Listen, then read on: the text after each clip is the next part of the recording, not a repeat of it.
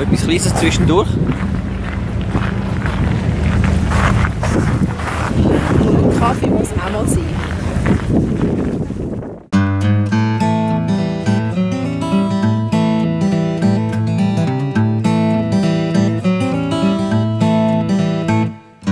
Ja, eigentlich haben wir ins Abo-Museum, aber wir haben jetzt feststellen, dass die super Karte, die wir hier gekauft haben, extra jetzt in Stockholm, wo ja Museen und so sollen drin sein.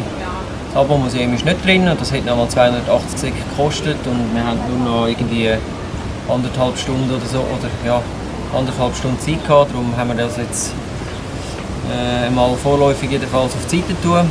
Jetzt befinden wir uns hier im Skansen Freiluft Museum. Du musst den Schatten hin, das sieht man Das ist so ein bisschen wie bei uns der Ballenberg. Einfach soll es zeigen, wie ja, die Schweden halt früher gelebt haben. Und wie man hier sieht, das ist relativ gross. Also ja, wir haben auch noch ein bisschen Zeit, aber wir müssen jetzt ein bisschen Putzi geben.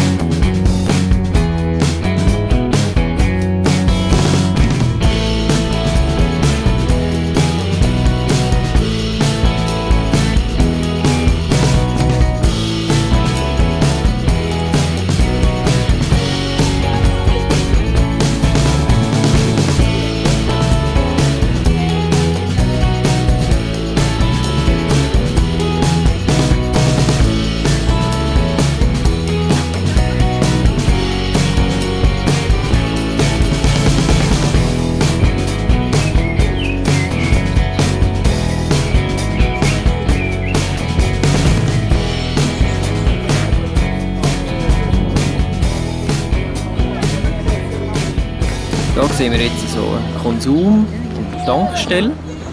Auch ein kleiner Eisenwarenhandel war da drin. Und hier in diesem Gebäude, das ist so wie ein kleines Städtchen hier eigentlich.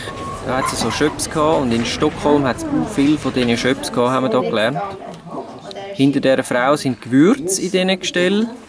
Und anscheinend haben sie sogar eine eigene Währung gehabt, wo sie uns hier erklären, was Riksdollar sind. 3, 4, 5, 6, 7 och så vidare.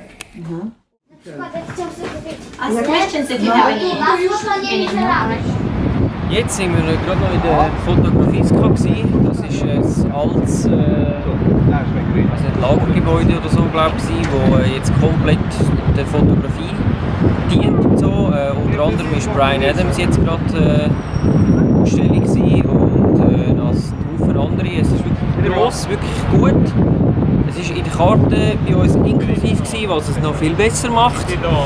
Und jetzt warten wir auf unser Wassertaxi, damit wir wieder richtig retour kommen. Irgendwo da unten kommt es dann. Und hier kommt es, unser grünes Boot.